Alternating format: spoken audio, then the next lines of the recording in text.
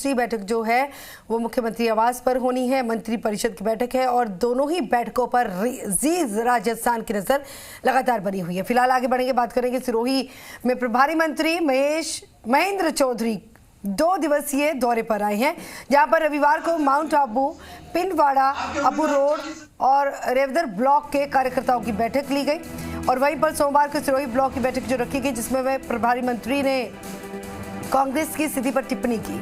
इसके बाद विधायक संयम लोढ़ा ने अपने संबोधन में कहा है कि ये बात कांग्रेस के उन नेताओं से पूछो जिनकी विधानसभा टिकट गलत बांटने से पाली, जालोर, सिरोही में कांग्रेस 14 में से 13 सीटों पर हारी और वो भी हजारों वोटों से। सिरोही विधायक और सीएम सलाहकार लोढ़ा ने कहा कि कांग्रेस जिले में चप्पे चप्पे पर मौजूद है, लेकिन पार्टी में ऐसे पदाधिकारी हैं जो अपने बूथ पर ही पार्टी को जीत नहीं दिला पाए हैं। ऐसे लोग प्रदेश सहित जिलों में पदाधिकारी बने हुए हैं।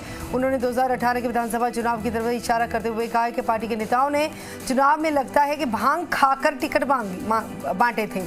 इसके चलते पार्टी के अधिकतर प्रत्याशी हजारों वोटों से हारे।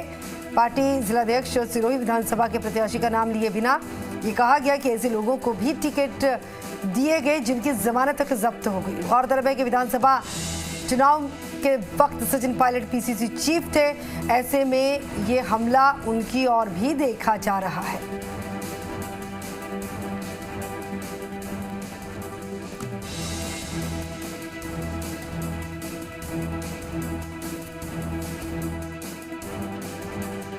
से आ रहे, 35,000 से आ रहे, 30,000 से आ रहे। क्या नेता लोग भांग पी के टिकट बांट रहे हैं?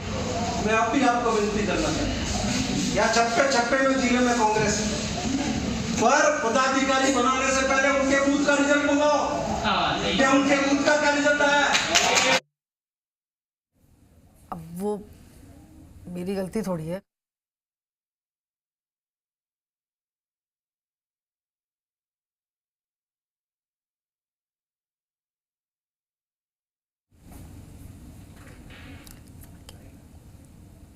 साकेत गोयल हमारे साथ फोन लाइन पर जुड़ चुके हैं। साकेत, क्या जानकारी है जो ये जो तमाम बयानबाजी की गई है, इसके क्या मायने निकाले जाए?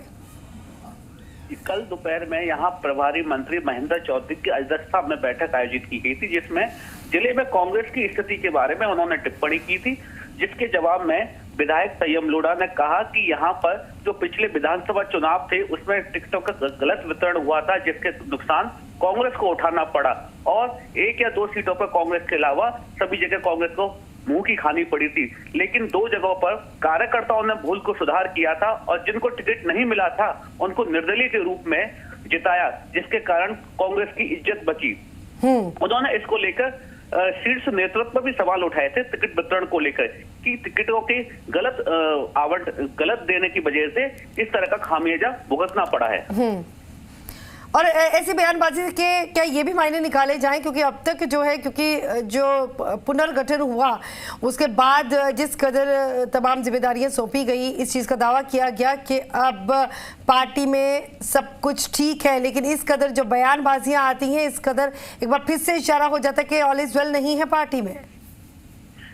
कल जो मीटिंग चल रही थी प्रभारी मंत्री महेंद्र चौधरी जी की अध्यक्षता में, जब उन्होंने कांग्रेस की स्थिति के बारे में जिले में कहा कि यहाँ पर स्थिति सही नहीं है, कांग्रेस कमजोर है, जिसको लेकर उसके जवाब में विधायक संयम लोढ़ा ने ये बात कही थी और 2018 का जो चुनाव था उसको लेकर उन्होंने सवालिया निशान उठाए थे।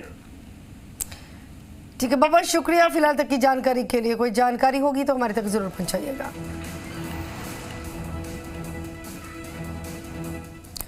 जयपुर नगर निगम ग्रेटर की निलंबित